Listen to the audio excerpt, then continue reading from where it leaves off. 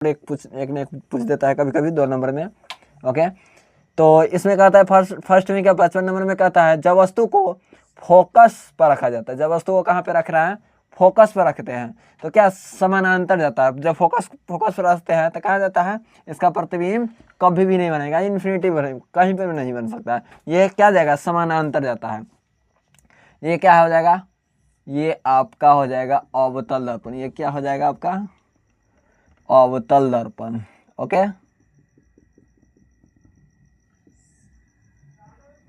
ये हो जाएगा ध्रुव P जगह कहते हैं। ये फोकस हो गया, फोकस पर वस्तु रखते हैं, यहाँ पे वस्तु को रखते हैं तो ये प्रधान अक्ष के समांतर जाता है। प्रधान अक्ष के समांतर जाएगा तो ये किस पूरा सीधा जाता है। और जैसे ही वक्रता केंद्र के समांतर भेजते हैं तो ये अपने ही माध्यम में क्या हो जाती है? लौट जाती है, अपने ही माध्यम में लौट जाती है। तो ये कभी भी कटेगा नहीं, कभी भी कटेगा नहीं, एक दूसरे के क्या जाएगा? समानांतर जाएगा। तो इसका प्रतिबिंब कैसा बनता है? लिख देंगे इसका प्रतिबिंब वास्तविक बनता है। और ये वस्तु नहीं बन सोया लिखेंगे, ये समानांतर गुजरती है।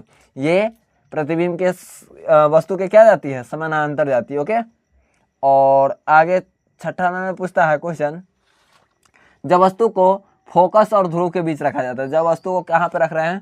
फोकस और ध्रुव के बीच रख रहे हैं। जब वस्तु को कहाँ पे रख रहे हैं? फोकस और ध्रुव के बीच रख रहे हैं। तो देख लीजिए आप, फोकस और ध्रुव के बीच रखे हैं। जब वस्तु को यहाँ पे आपका क्या है? फोकस है और ये क्या है? ध्रुव है। इसके बीच में वस्तु को रखा गया है। तो वस्तु को बीच में रखे हैं तो ये प्रधान अक्ष के समांतर आ रहा है तो किससे होकर जाता है? फोकस होकर जाता है। और एक वक्रता केंद्र से गुजरते हैं तो वक्रता केंद्र के जैसे ही गुजरते हैं तो अपने ही माध्यम में क्या हो जाती है? लौट जाती है। मगर इसमें कहेगा प्रतिबिंब कैसा? काल्पनिक बनेगा। इसके पीछे जब ये बनेगा तो ये पीछे का टान बिंदु बनेगा, ना कि आगे। आगे तो क्या समांतर चल जाएगा, मगर पीछे का टान बिंदु बनेगा जरूर।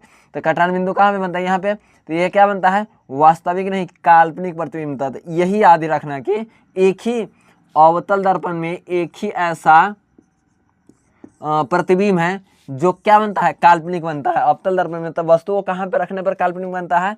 तो फोकस और ध्रुव के बीच। जब वस्तु को कहेगा कि अवतल दर्पण में कहाँ पे रखेंगे वस्तु को जो क्या काल्पनिक बनेगा, तो काल्पनिक कब बनता है? जब वस्तु को कहाँ पे?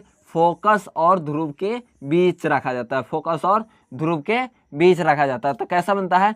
काल्पनिक। और दर्पण के दाहिने तरफ, दर्पण के दाहिने तरफ अगर बामा तरफ मतलब बाएं तरफ बनता तो क्या बनता? वास्तविक बनता। क्या बनता? वास्तविक। अगर बाएं तरफ बनता है तो वास्तविक, मगर दाहिने तरफ बन रहा है, क्या किधर बन रहा है? दाहिने तरफ, तो क्या कहेंगे? ये काल्पनिक है। ये क्या है? काल्पनिक है। क्या है? काल्पनिक। और दाहिने तरफ बना और वस्तु से बहुत बड़ा, वस्तु से बहुत ही बड़ा। देखिए वस्तु आपका कितना छोटा है? बहुत ही छोटा है। वस्तु क्या है? बहुत ही छोटा है, मगर वस्तु से देखिए कितना बड़ा है? बहुत बड़ा है। तो वस्तु से बहुत बड़ा बनता है और कैसा बनता है? काल्पनिक बनता है। और दर्पण के किधर बनता है? बाईं तरफ की, दाईं तरफ, दाईं तरफ। कब? जब वस्तु को फोकस और ध्रुव पर रखते हैं तब। मगर कहेगा वस्तु को फोकस पर रखा जाता है तो ये कभी भी इसका प्रतिबिंब नहीं बनेगा। ये समानांतर एक दूसरे के क्या जाता है? समानांतर जाता है। एक दूसरे के क्या जाता है? समानांतर जाता है। समानांतर जाता है, समानांतर गुजरता है। ओके, तो आते हैं आगे का क्वेश्चन क्या है। इसको मिटा करके आगे क्वेश्चन है आपका। आगे का क्वेश्चन आ जाएगा आपका कि उत्तल दर्पण में किरण आरेख खींचे। उत्तल दर्पण में किरण आरेख खींचे। उत्तल दर्पण में क्या कह रहा है? किरण आरेख खींचने को। किसमें? उत्तल दर्पण में। किसमें? उत्तल दर्पण में। क्वेश्चन लिखेंगे। ओके, किरण आरेख अच्छी तरह से मिटा देते हैं। चलिए आपको बोले थे कि अवतल दर्पण के 6 किरण आरेख बनाना था और उत्तल दर्पण के 2 ही याद रखना। और अवतल दर्पण में जो 6 बताए हैं वो जरूर याद रखना आप लोग। उत्तल दर्पण में कह रहा है बनने वाले प्रतिबिंब का किरण आरेख। उत्तल दर्पण में बनने वाले प्रतिबिंब का किरण आरेख। ओके, कहता है जब वस्तु को कहाँ पे रखा जाए? अनंत पर। जब वस्तु को कहाँ पे रखा जाए? अनंत पे। चलिए आप लोगों को पहले तो बनाना होगा क्या? अवतल दर्पण की उत्तल दर्पण। उत्तल दर्पण बनाना होगा। उत्तल दर्पण को जिसका प्रवर्तक सतह क्या हो? उभरा हुआ हो। जिसका प्रवर्तक सतह क्या हो? उभरा हुआ हो, उठा हुआ हो, हम लोग क्या कहते हैं? उत्तल दर्पण। जिसका प्रवर्तक सतह धंसा रहता है उसको हम लोग क्या कहते हैं? अवतल दर्पण। ये हो गया आपका प्रधान अक्ष। ओके, तो क्या कहता है, जब अब वस्तु को अनंत पर कहीं पे रखे हैं, तो अनंत पर रखते हैं तो किसके समांतर जाता है, प्रधान अक्ष के समांतर जाता है, प्रधान अक्ष के समांतर जाएगा। तो अब मतलब उत्तल दर्पण को क्या कहते हैं, अपसारी। तो अपसारी मतलब क्या, ये एक बिंदु से फैलता हुआ नजर आता है, तो फैलेगा इधर भागेगा।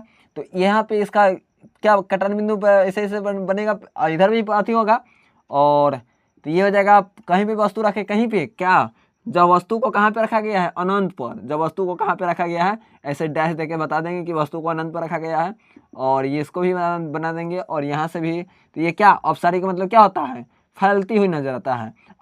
अभिसारी का मतलब क्या, एक बिंदु पर, एक जैसे फोकस पर मिलती हुई प्रतीत हो, एक बिंदु पर मिलती हुई प्रतीत हो तो वो अभिसारी। मगर एक बिंदु से फैलता हुआ नजर आता हो तो उसे हम लोग कहते हैं अपसारी। क्या कहते हैं, अपसारी। तो ये आपका हो जाएगा क्या, ये आपका हो जाएगा फोकस, ये हो जाएगा क्या, केंद्र।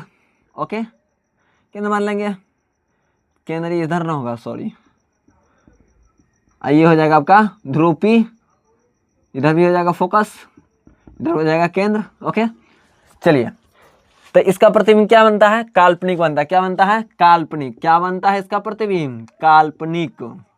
क्या बनेगा, काल्पनिक, और वस्तु से बहुत ही छोटा बनेगा। ठीक है, और चलिए आगे आते हैं। आगे क्वेश्चन क्या है, जब वस्तु को अनंत और ध्रुव के बीच रखा जाता है। जब वस्तु को कहाँ पे रख रहे हैं, अनंत और ध्रुव के बीच रख रहे हैं। जब वस्तु को क्या कहता है, अनंत और ध्रुव के बीच रखते हैं। चलिए, तो पहले तो बनाना होगा आप लोग कौन सी दर्पण, उत्तल की अवतल। पहले तो उत्तल दर्पण बनाना, जिसका परावर्तक सतह क्या हो, उभरा हुआ हो। जिसका परावर्तक सतह उभरा हुआ मतलब उठा हुआ नजर आता है, उसको हम लोग क्या कहते हैं, उत्तल दर्पण। क्या कहते हैं, उत्तल दर्पण बन गया। चलिए, ये हो जाएगा आपका प्रधान अक्ष। तो अब क्या कहता है, क्वेश्चन क्या कहता है कि अनंत और ध्रुव के बीच, जब वस्तु को अनंत और किसके बीच, ध्रुव के बीच। यहाँ पे क्या है, ध्रुव है, इधर अनंत है, यहाँ पे कहीं पे मान लेंगे, यहाँ पे वस्तु रख दिए। ओके, तो किसके समांतर जाएगा, प्रधान अक्ष के समांतर जाएगा। मगर ये तो क्या हो जाएगा, ऊपरी में भागेगा। मगर अब एक वस्तु को जब केंद्र से होकर गुजारते हैं, जब किससे होकर गुजारते हैं, केंद्र से, तो क्या केंद्र से होकर जाता है तो अपने ही माध्यम में क्या हो जाती है, लौट जाती है। किस, अपने माध्यम में क्या हो जाती है, लौट जाती है। क्या हो जाती है, अपने ही में। कब, जब वस्तु को केंद्र पर मतलब कि वक्रता केंद्र पर रखते हैं। चलिए आप लोगों को डैश देके नहीं है, इससे बता देते। ठीक है, ये एक केंद्र पर है तो वो इधर बनेगा। ये देखिए हल्का, देखिए इसको हम बनाएंगे तो यहाँ पे कटन बिंदु बनेगा, जरूर बनेगा। चलिए साफ से बना देते थोड़ा अच्छी तरह से। ओके,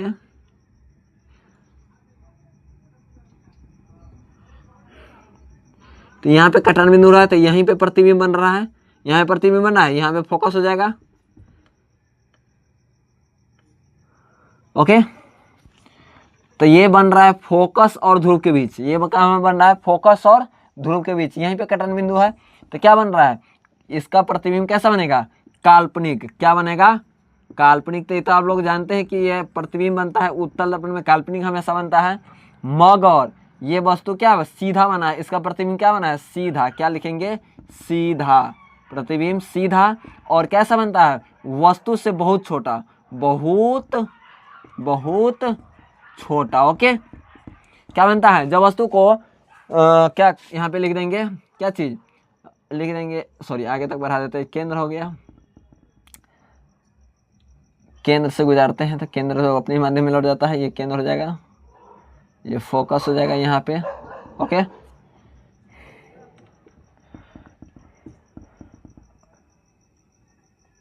जब वस्तु को क्या ध्रुव और अनंत के बीच रखा गया था, काल्पनिक बन रहा है, सीधा बन रहा है, और वस्तु से बहुत ही छोटा बन रहा है। तो अब ऑब्जेक्टिव में भी पूछता है, जब वस्तु को अनंत और ध्रुव के बीच में उत्तल दर्पण में रखा जाता है तो कैसा बनता है। तो क्या कहिएगा आप लोग, सीधा कहिएगा, और वस्तु से बहुत ही छोटा कहिएगा, और कैसा कहिएगा, काल्पनिक। चलिए आगे क्वेश्चन क्या आता है, अवतल दर्पण के उपयोग। अब ये बहुत वेरी वेरी इंपॉर्टेंट है, वेरी वेरी इंपॉर्टेंट, मतलब VVI क्वेश्चन है। आप लोग जरूर, ये ऑब्जेक्टिव में खास करके पूछता है, ऑब्जेक्टिव में। ठीक है, किसमें, ऑब्जेक्टिव में पूछ देता है। ऑब्जेक्टिव में खास करके ये पूछता है कि हजामती दर्पण में कौन सी दर्पण का उपयोग किया जाता है, अवतल दर्पण या उत्तल दर्पण। तो आप लोग क्या बताइएगा कि अवतल दर्पण का, क्या चीज का, अवतल दर्पण का। अवतल दर्पण का क्यों करते हैं, आगे इस वीडियो के लास्ट तक बने रहिएगा तो हम बता देते हैं अवतल दर्पण का उपयोग क्यों करते हैं। ओके, तो पहले हम लोग जानते हैं कि अवतल दर्पण के उपयोग को लिखिए। तो अवतल दर्पण का उपयोग क्या हो जाएगा, निम्नलिखित उपयोग है। हजामती दर्पण में करते हैं क्या, रोगियों के नाक, कान, गला को देखने में करते हैं। क्यों करते हैं, क्योंकि इसका प्रतिबिंब क्या बनता है, बड़ा बनता है। अवतल दर्पण में वस्तु का प्रतिबिंब बड़ा बनता है, इसलिए हम लोग अवतल दर्पण का उपयोग हजामती में करते हैं, रोगियों के नाक में करते हैं, कान में करते हैं, गला में करते हैं, और सोलर कुकर में करते हैं, और सर्च लाइट में भी करते हैं, और टॉर्च में भी करते हैं, और टेबल लैंप में भी करते हैं। ओके, क्या क्या चीज में करते हैं। तो आप लोगों से पूछता है कि सोलर कुकर में किस दर्पण का उपयोग करते हैं, सोलर कुकर में किस दर्पण का, तो अवतल दर्पण का जरूर बताइएगा। किस दर्पण का, अवतल दर्पण का। क्यों कहिएगा, क्योंकि इसका प्रतिबिंब क्या बनता है, वस्तु से बड़ा बनता है। किसका, अवतल दर्पण में। किसमें, अवतल दर्पण में। कैसा बनता है, वास्तविक बनता है। कैसा बनता है, वास्तविक बनता है। ठीक है, सिर्फ एक ही काल्पनिक बनता है, सिर्फ एक ही काल्पनिक बनता है जब वस्तु को कहाँ पे रखे थे, ध्रुव और फोकस के बीच रखे थे। जब वस्तु को कहाँ पे रखे थे, ध्रुव और फोकस के बीच रखे थे, तो उसका प्रतिबिंब काल्पनिक बना था और वस्तु से बहुत ही बड़ा बना था। ओके, अब आते हैं आगे कि अब हम लोग जानते हैं इस वीडियो के लास्ट तक, अभी कह रहे हैं कि लास्ट तक आप लोग जरूर बने रहिए, क्योंकि इसी वीडियो में आप लोगों को पता चल जाएगा कि हाँ अवतल दर्पण को हजामती में क्यों करते हैं। ओके, चलिए इसको मिटा करके अच्छी तरह से लिख देते हैं कि अवतल दर्पण का उपयोग हजामती में हम क्यों करते हैं। अच्छी तरह से मिटा करके लिख देते हैं। चलिए, आप लोगों को बोले थे कि वीडियो को लास्ट तक बनी रहेगा, तो हम लोग बता देंगे कि अवतल दर्पण का उपयोग हजामती दर्पण में ही क्यों किया जाता है और सोलर प्लेट या सोलर कुकर में क्यों करते हैं। चलिए इस क्वेश्चन को हम लोग समझते हैं।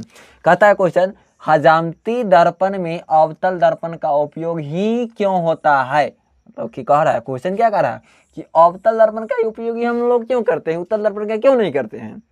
किसमें, हजामती में। जो हम लोग नहीं सैलून में बाल और कटाने जाते थे, वो इसमें क्यों करते हैं अवतल दर्पण का उपयोग, वो उत्तल दर्पण का क्यों नहीं करते हैं। क्योंकि प्रतिबिंब क्या बनता है, बड़ा बनता है। किसमें, हजामती में नहीं। जब वस्तु को कहाँ पे रखते हैं, फोकस और ध्रुव के बीच रखते हैं। जब वस्तु को फोकस और ध्रुव के बीच रखते हैं तो उसका प्रतिबिंब कैसा बनता है, उसका प्रतिबिंब काल्पनिक बनेगा मगर वस्तु से बहुत ही बड़ा बनता है, इसलिए हजामती दर्पण में करते हैं। ओके, चलिए क्वेश्चन के आंसर पर आते हैं। जब अवतल दर्पण में वस्तु को फोकस और ध्रुव के बीच, बोले हैं ना कि जब वस्तु को फोकस और ध्रुव के बीच, जब वस्तु को फोकस और ध्रुव के बीच रखा जाता है तो इसका प्रतिबिंब, मतलब इसका प्रतिबिंब दर्पण के क्या बनता है, पीछे, और कैसा, बड़ा और सीधा, और कैसा, काल्पनिक। आप लोगों को ये बात जरूर याद रखिएगा कि अवतल दर्पण में कि वस्तु को फोकस और ध्रुव के बीच रखा जाता है तो कैसा बनता है, काल्पनिक बनता है, वस्तु से बहुत ही बड़ा बनता है, और कैसा बनता है, सीधा बनता है, और कैसा बनता है, सीधा बनता है। ओके, चलिए, और मुख्य रूप से 12 प्रतिबिंब बनने के कारण, मेन रूप क्या है, 12 प्रतिबिंब, तब तो बाल हम अच्छी तरह से काट सकेंगे ना। हजाम सब क्या करता है, अच्छी तरह से बाल क्यों काट देते हैं, क्योंकि मेरा प्रतिबिंब दर्पण में क्या, 12 बना रहता है। क्या बना रहता है, 12 बना रहता है। ओके, चलिए, हजामती दर्पण में ही अवतल दर्पण का उपयोग ही हम लोग करते हैं, किया जाता है। अब आते हैं अवतल दर्पण का उपयोग सोलर कुकर में क्यों किया जाता है। अवतल दर्पण का उपयोग सोलर कुकर में, जब प्रकाश की किरण को प्रधान अक्ष के समांतर, जब प्रकाश की किरण को प्रधान अक्ष के समांतर भेजा जाता है तब परावर्तन के बाद फोकस पर क्या हो जाती है, जमा हो जाती है। चलिए हम लोग पहले बना देते हैं अवतल दर्पण। कौन सा दर्पण, अवतल दर्पण, जिसका परावर्तक सतह क्या हो, धंसा हुआ हो। ये हो जाएगा आपका प्रधान अक्ष, नहीं प्रधान अक्ष सॉरी। और क्या कहता है, जब वस्तु को जब प्रकाश की किरण को जब प्रकाश की किरण को प्रधान अक्ष के समांतर, जब प्रकाश की किरण को प्रधान अक्ष के समांतर भेजते हैं तो ये एक बिंदु पर जमा होगा। अगर कहीं से हम भेजेंगे, कहीं से भेजेंगे तो एक बिंदु पर जमा होगा, यहाँ से भेज रहे हैं तो एक बिंदु पर जमा होगा, यहाँ से भेजेंगे एक बिंदु पर जमा होगा। तो यहाँ पे जैसे ही जमा होगा तो यहाँ पे प्रकाश की तीव्रता जो होगा वो बढ़ेगा, प्रकाश की तीव्रता क्या हो जाएगा, बढ़ेगा। इस गुण के कारण ही हम लोग क्या करते हैं, अवतल दर्पण का उपयोग क्या चीज में करते हैं, सोलर कुकर में। किस चीज में, सोलर कुकर में। जब कब करते हैं, एक बिंदु पर क्या हो जाती है, जमा होती है। जब कब, जब प्रधान अक्ष के समांतर भेजी जाती है तब। ओके, चलिए मिलते हैं नेक्स्ट वीडियो में।